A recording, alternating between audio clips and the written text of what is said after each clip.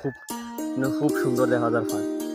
সুন্দর একটা জিনিস হচ্ছে গিয়ে রাস্তাঘাট দেখতে খুব সুন্দর লাগে। আর নিচের ভিউটা জাস্ট ওয়াও। কারেন্টের সুবিধা নাই, সোলার প্যানেল দিয়ে এখনো চলে, কারেন্টের কোনো সুবিধা নাই।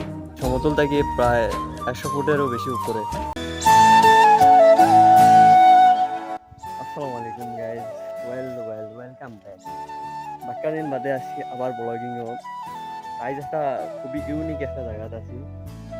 তো দেখতে পাররা এই যে আমি সমতল থেকে প্রায় 100 ফুটেরও বেশি উপরে।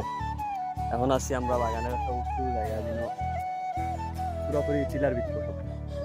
তো ইনার সবচেয়ে বেশি ফেমাস জিনিস হচ্ছে গিয়া ও ফান, যেখান মানুষ দূর দূরান্ত আইয়া দেখে কুঞ্জিত যায়, হিনো যায়।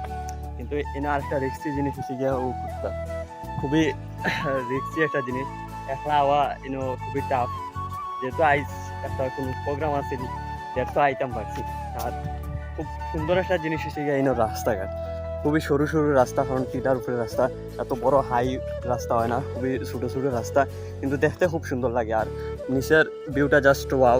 আর আপনারা ক্যামেরা ঠিক ততটা ধরে না, কিন্তু আপনি যদি দেখরা তো দেখবা নিচে তারা বেত আছে, যেটা দিয়া ফান বান্ধেন। যারা ফান সম্বন্ধে ধারণা রাখেন তারা জানেন। আর সুপারি গাছ আছে, আর ফান সবচেয়ে ফেমাস জিনিস। আর রাইটেও আমরা আছি 11 নম্বর, কারণ পর্যটন এরিয়া না, জাস্ট আবাসস্থল। পাহাড়িরা যেটা আছে সেম হলো, কারেন্টের সুবিধা নাই, সোলার প্যানেল দিয়ে এখনো চলে, কারেন্টের কোনো সুবিধা নাই।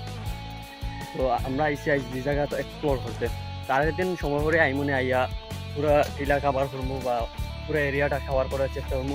যদি আমার ড্রোন নাই, ড্রোন থাকলে আরও সুবিধাই তো আরও সুন্দর হইতো, দেখাইতাম পারতাম আরও ভালো। আর ও দেখা খুব সুন্দর দেখা যায় ফান, জাস্ট ওয়াও। আর ইনশাল্লাহ আমি যদি ড্রোন লই তাইলে একদিন আইয়া সময় করিয়া পুরো এরিয়া কভার করবো, দেখাইমু আপনারা। Thank you so much.